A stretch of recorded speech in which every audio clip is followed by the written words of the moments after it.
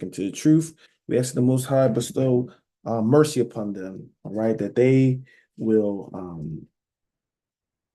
come to this walk and they can see the importance of serving the Most High God in sincerity and in truth, all right, which is our desire.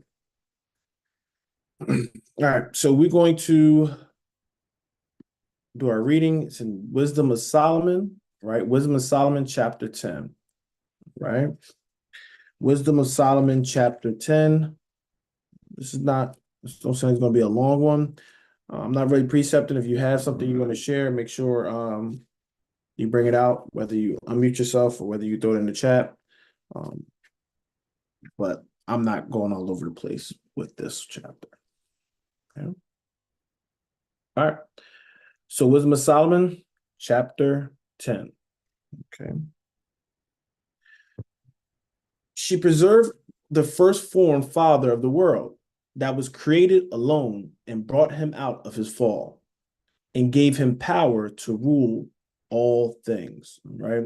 So, of course, it's still dealing with wisdom, right? All these things was dealing with wisdom. And once again, we already seen that wisdom can preserve. So now it's about to do, she say, little preach's about to go on. So she, well, I'll put it as wisdom. Wisdom's going to walk down how wisdom been in every generation, all right? Wisdom has always been there, okay? Making, its appearance, right, with our forefathers and foremothers. So this chapter is literally going to deal with, certain our forefathers going down the generations and to show you how wisdom was prevalent, okay? This would be an example to us that even in this generation, all right, wisdom can be here. The problem is everybody do not seek wisdom. Everybody do not want wisdom, okay? But wisdom's always around, all right? So it's starting right from the beginning, right? She preserved the first formed father of the world, all right? That'll be dealing with Adam, okay? That was created alone and brought him out of his fall. So he was there, right? Wisdom was there. I keep saying she. All right, I use she because say she. So she was there. Wisdom was there. Okay, even when Adam fell, wisdom was there to what? Make sure Adam didn't stay in that predicament. All right, and gave him power to rule all things. Remember, Adam and him had what? Dominion over the fowls of the air, the beasts of the field, right? Fish of the seas. So he had that dominion. That's something that wisdom gave as well. Okay. Verse 3. But when the unrighteousness went away from her in his anger, he perished also in the fury wherewith he murdered his brother. Okay. So with this, they'll keep hopping to different people. So you got to kind of catch it when they make the transition. So we know this is not dealing with Adam. Okay. It done shifted to his son. All right. So, but when the unrighteous went away from her in his anger. So remember, if you go back to Genesis, right, with who? I was about to say Jacob and Esau, Cain and Abel. Okay. So when the unrighteous went away from her in his anger, he perished also in the fury wherewith he murdered his brother. All right. And that's the clue right there. He murdered his brother. So Cain killed Abel, and I believe the passage says he was wroth, right? He was wroth. So that's the anger that is bringing out. And that's a good segue because this Sabbath we are teaching should anger dwell in the children of God. So they're going to include right there. All right. So with that, the unrighteous went away from her in his anger. So when we get angry, wisdom leaves. Okay. Very important. When we get angry, all right, when we're in anger, spirit of anger, wisdom leaves. Okay. Think about it. We want to just try to think about times when you were in full anger or rage. What good came about? Okay. What good came about? Not you felt good, but what good came about from that? Okay. So this is why wisdom does not abide when when your soul is filled with anger. All right. You cannot be filled with this anger and thinking wisdom is going to be present. No. All right. They talk about, anger being like a drunken rage, right? God ain't gonna be in that, right? You make a lot of mistakes. You do a lot of silly things. You're not sober-minded when you're filled with anger. Okay, so this is when Cain, was angry. What it pushed wisdom away. All right, you angry, you're not worrying about wisdom. Right, when you angry, you know what? I'm gonna give a piece of my mind. Right, you think about self. Right, and self is not dealing with the spirit of love. Love is thinking about others. But when you in that anger, sometimes you just worry about you. I gotta feel this way. I gotta get this off. Right, and you're not worrying about the consequences of who it can affect. Right, so so righteousness, when the unrighteousness went away from her in his anger, all right, so it moves away from that when you're in any kind of unrighteousness, all right, the fury which he murdered his brother. Verse 4, for whose cause the earth being drowned with the flood, wisdom again preserved it, and directed the course of the righteous in a piece of wood of small value. Okay, so now we know this is dealing with the flood, all right, with Noah, family, saying even when the whole earth was being drowned, wisdom preserved it. All right, that everybody didn't go, everybody didn't perish. Okay, and he was saved. They call it a piece of wood, but we know that's that's dealing with the ark. If you got anything, let me know. Like I said, I'm just walking it down. Verse 5. Moreover, the nations in their wicked conspiracy being confounded, she found out righteousness. She found out the righteous, and preserved him blameless unto God, and kept him strong against his tender compassion towards his son. Okay. I'm going to read that again because I did kind of mess that up. All right. Moreover, the nations in their wicked conspiracy being confounded, she found out the righteous. Right. So even though the nations, people being wicked and things of that nature, that always been around, beloved, nations being wicked, things of that nature. However, she found out the righteous. Okay. Just because everything around you being wicked and evil and not trying to do the things of God, don't mean that's an excuse for now, I got to be that way. All right. The Bible don't say, well, you got everything around you being wicked. So, you got to be wicked. No. If you desire to serve God, you can be preserved. Wisdom will find you and preserve you if that's your desire. So he kills that whole thing where you trying to blame everybody else and my environment. Okay. With God, he can create the environment for you. Everybody else can be living in chaos, but you can have peace right in the midst of chaos. All right. That's what wisdom does. It will preserve you. Okay. And preserved, right? And preserved him blameless unto God, and kept him strong against his tender compassion towards his son. I can mix that up. Okay. So once again, it can keep you blameless, even when all the nations are being wicked. Verse 6. When the ungodly perish, she delivered the righteous man who fled from the fire which fell down upon the 5 cities. Okay. So this could be dealing with Sodom and Gomorrah. Like I said, just walking it down. Okay. So the ungodly perish, remember what they were doing, right? You say, how do you know somebody's ungodly?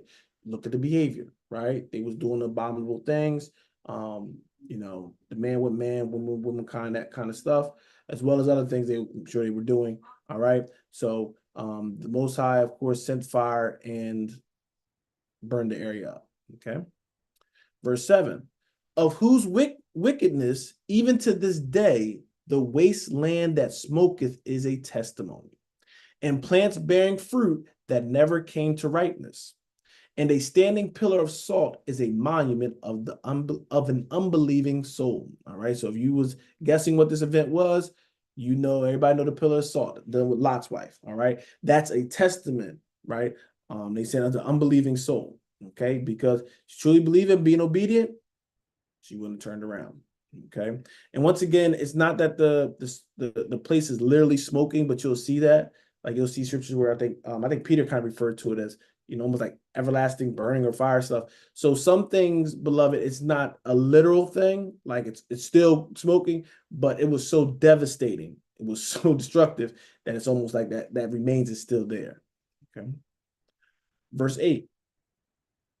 For regarding not wisdom, they gat not only this hurt, that they knew not the things which were good, but also left behind them to the world a memorial of their foolishness, so that in the things wherein they offended, they could not so much as be hid.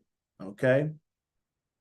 So this is, once again, wisdom making their mark. Of course, if you don't listen to wisdom, things are going to happen, beloved. All right. You're going to be foolish. You're going to be, wicked. You're going to be unrighteous, all the kind of names you want to go with. Wisdom is just saying, I got to be present. All right. If I'm not there, you're going to be going off. All right.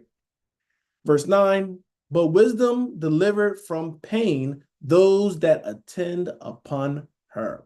Okay. And that is to this day. That is to this day. All right. You want to be delivered from certain pains, things of that nature, you need to attain wisdom. Okay. Does that mean you'll never be hurt? You'll never be in the hospital? I'm not saying to take it literally as that. However, with wisdom, it can help you out with certain things because wisdom teach you how to deal with your body, right? A lot of stress can hurt you, right? Wisdom tells you how to deal with stress, right? How to deal with, feeling overwhelmed. How to feel when you're just you have so much anxiety, right? When you have depression. Wisdom, this word of God, can teach you how to deal with those things. So it literally can preserve you from certain pains as well. All right.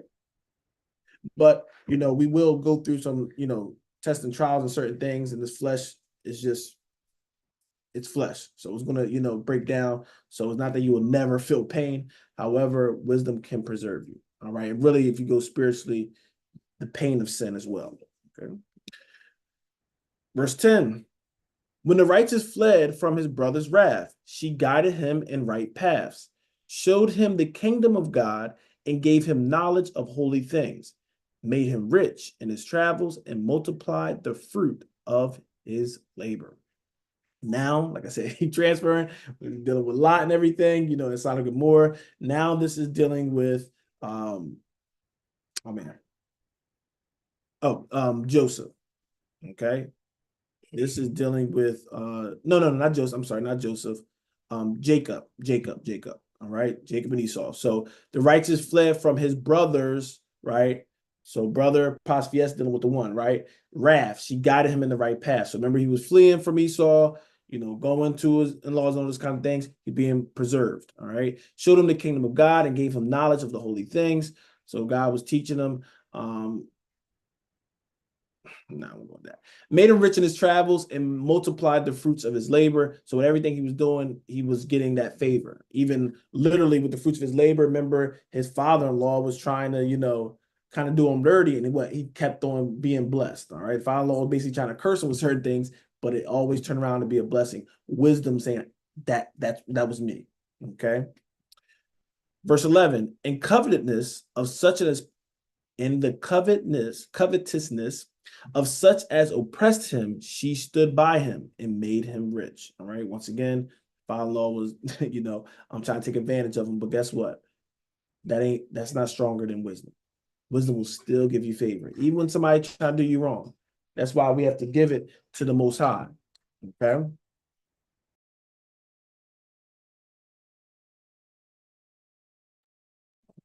Verse 12.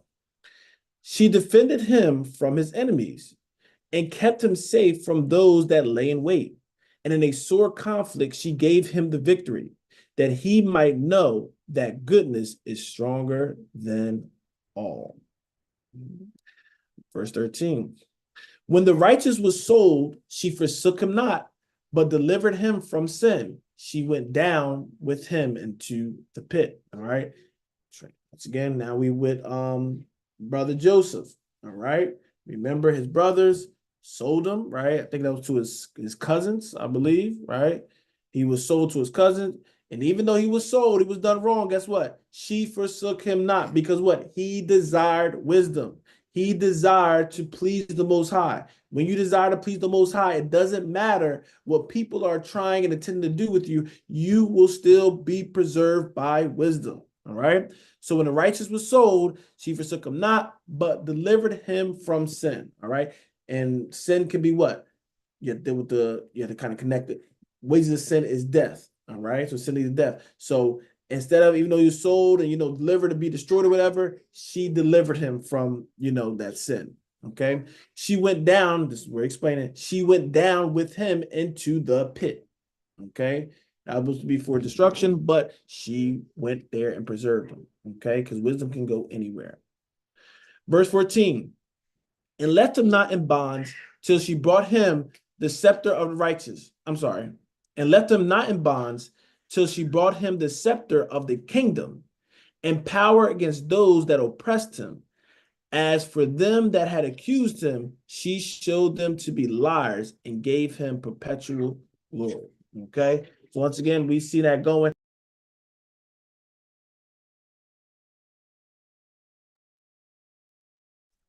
Sorry about that. So yes, once again, we know he got elevated in Egypt. All right. So that's that, that scepter of the kingdom and power against those that oppressed them. All right. And well, it's going to get into more stuff with that. Verse 15.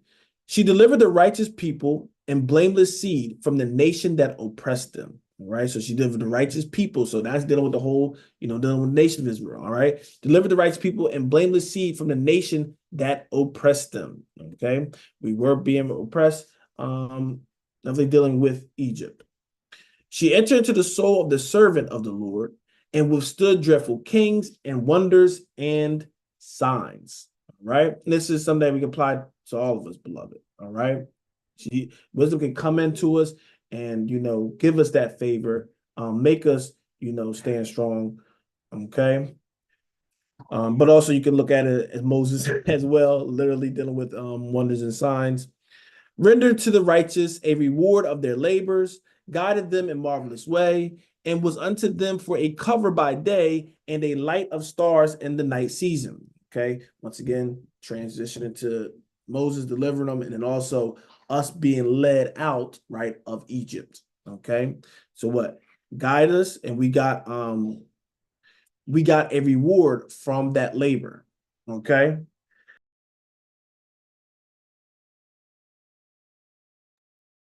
Okay. So when we look at that, beloved, the reward, remember, when we left Egypt, we left with what? We left with the spoils, right? We left with the spoils. So we got a reward for our labor. Right? That was free labor to them, but we got the Most High, still suffered us to get rewarded. Guided them in marvelous way and was unto them a cover by day and a light of stars in the night season. Okay. Remember, we was guided literally out through it. We had the pillar, right? The pillar of fire at night, and we had the cloud to guide us during the day. Okay. Verse 18, brought them through the Red Sea and led them through much water. Okay. But she drowned their enemies and cast them up out of the bottom of the deep. Verse 20, therefore the righteous spoiled the ungodly and praised thy holy name, O Lord, and magnified with one accord thine hand that fought for them. Right? Remember, he delivered them with a strong right hand. Verse 21, for wisdom openeth the mouth of the dumb and made the tongues of them that cannot speak eloquent. Okay. So we see that wisdom's a miracle worker as well. All right. Don't limit wisdom. Sometimes we limit wisdom with our own ideas and our own thoughts, but wisdom is not something to be limited. Okay. So we know literally, men have doubted them, with our infirmities, our shortcomings, our small minds, but God is greater than that. All right. He is greater than, I love the New Testament saying, greater than our conscience. Right. So don't limit God. Right. Don't weaken what he could do for us. Not that he's weak, but with our faith. Right. Even when Christ came, when he was down on the scene, what he said, according to your faith. Okay. So if your faith is weak, a lot of times what God can do, sometimes it's going to be according to what? Your faith. Strengthen your faith. You want God to do more and manifest itself more in you, increase your faith. Okay? Don't limit him with your understanding. Don't limit him with the experience that you see around you. Okay? Because Satan, this is one of Satan's devices, have you looking around and you start being discouraged, and you know what? That ain't possible. Look around. Right? So make sure, beloved, our faith is according to what is written. Okay. Beloved, I'm not going to go into another chapter. All right. I'm not gonna go to another chapter. I'm gonna keep it just with this chapter. Okay. Wisdom of Solomon, chapter 10. And we'll end it there. I know it's a short one, but we'll end it there. And for those online, listen through YouTube, we will say shalom.